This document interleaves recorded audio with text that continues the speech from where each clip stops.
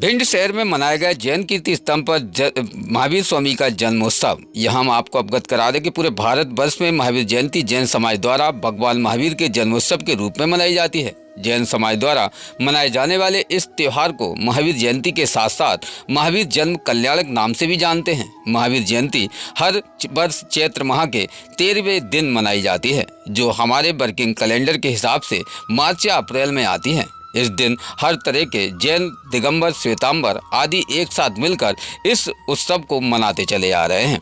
भगवान महावीर के जन्मोत्सव के रूप में मनाए जाने वाले इस त्योहार में पूरे भारत में सरकारी छुट्टी भी घोषित की गई है। जैन धर्म के प्रवर्तक भगवान महावीर का जीवन, उनके जन्म के 2500 साल भी उनके लाखों अनुयायियों के साथ ही पूरे दुनिया को अहिंसा का पाठ पढ़ा रहा है। पंचशील सिद्धांत के प्रवर्तक और जैन धर्म के 24वें तीर्थकर स्वामी महावीर अहिंसा के प्रमुख ध्वजारों में एक है। जैन ग्रंथों के अनुसार 23वें तीर्थकर पार्श्वनाथ जी के मोक्ष प्राप्ति के बाद 298 वर्ष बाद महावीर स्वामी का जन्म ऐसे युग में हुआ जहां पशु बलि, हिंसा और जाति पात के भेदभाव का अंधविश्वास दूर किया है। अब हम आपको विशेष भगवान महावीर का जीवन परिचय भी कराना चाहेंगे, जिसमें भगवान महावीर का पूरा नाम भगवान महावीर रखा गया है। जन्म 599 BC में हुआ था। जन्म स्थान क्षत्रिय कुंड वैशाली, जिला बिहार, भारत में हुआ। मृत्यु 527 BC में हुआ। वहीं मृत्यु स्थान पावापुरी, मगध, नालंदा, बिहार, जिला भारत में रखा गया है। वहीं उम्र 72 साल थी। वहीं पिता का नाम सिद्धार्थ राजा रखा था। वहीं माता का नाम त्रिशाला था। भाई नंदीवर्धना, सुदर्शना और पत्नी यशोदा थी। जाति, जन्म व धर्म जैन समाज उन्होंने अपनाया। भगवान महावीर का जन्म लगभग 600 वर्ष पूर्व चैत्र शुक्ल त्रयोदशी के दिन क्षत्रिय कुंड नगर में हुआ। भगवान महावीर की माता का नाम महारानी त्रिशला और पिता का नाम महाराज सिद्धार्थ थे।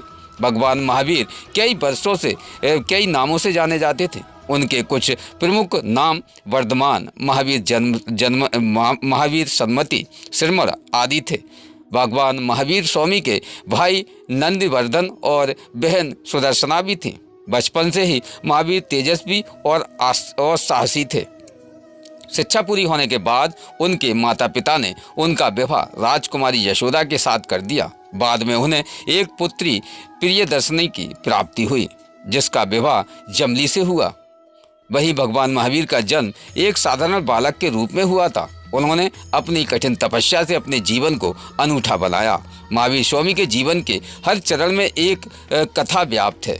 हम यहाँ उनके जीवन से जुड़े कुछ चरणों तथा उनमें निहित कथाओं को भी बता रहे हैं। महावीर स्वामी के जीवन विभिन्न चरण थे, जिसमें स्वामी महावीर के जन्म से लेकर समय क्षत्रिय कुंड गांव में 10 दिनों तक उत्सव मनाया गया। सारे मित्रों, भाई बंधुओं को आमंत्रित किया गया तथा उनका खूब सत्कार भी किया गया।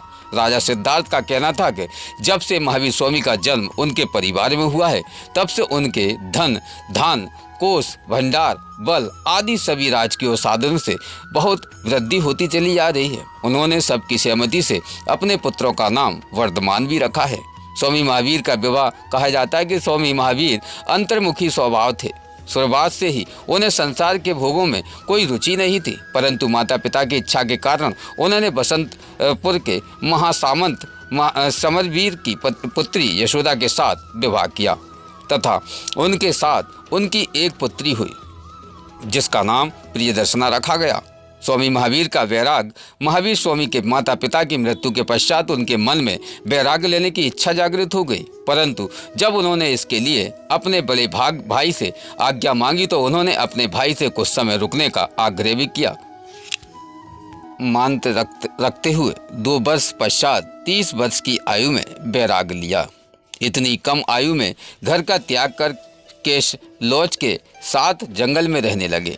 वहां उन्हें 12 वर्ष के कठोर तप के बाद जंबक में ऋषु पालिका नदी के तट पर एक साल वृक्ष के नीचे सच्चा ज्ञान प्राप्त हुआ। इसके बाद उन्हें केवलिन नाम से जाना गया तथा उनके उपदेश चारों ओर फैलने लगे।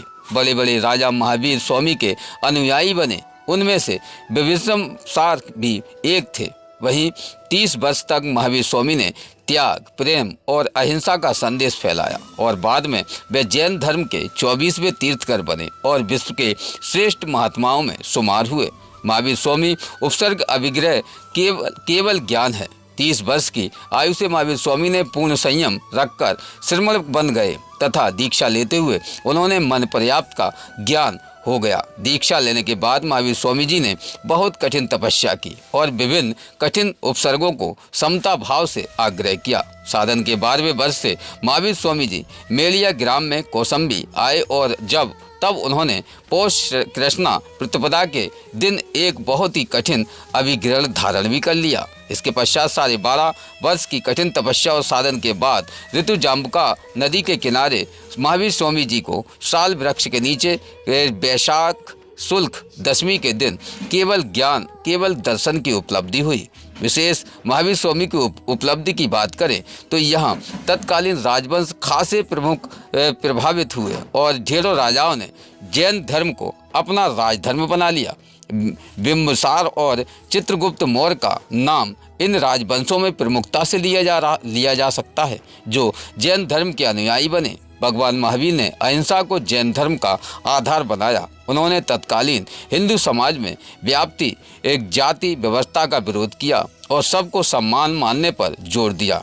जिन्होंने जियो और जीने दो के सिद्धांतों पर जोर दिया। सबको एक समान नज़र में देखने वाले भगवान महावीर स्वामी और अपरिग्रह के साक्षात मूर्ति थे। वे किसी को भी कोई दुख नहीं देना चाहते थे। महावीर स्वामी निरंतर अपने पूरे ही जीवन काल में उन्होंने किसी भी प्रकार से कोई हिंसा न होने दी। विशेष महावीर स्वामी के कई उपदेश हैं जिनको आज लोग अगर अपने जीवन में उतारते हैं तो महावीर स्वामी विशेष तौर पर उन पर कृपा भी बरसाते हैं। भिंड से खास ब्यूरो रिपोर्ट इमरान अली खान, जो कि आज महावीर स्वामी पर हुए कार्यक्रम जैन कीर्ति स्तंभ पर रखे गए, जहां पर लोगों ने क्या कहा है इस विषय पर जानते हैं व्यापारी प्रकोष्ठ अध्यक्ष ओम प्रकाश अग्रवाल बाबूजी से।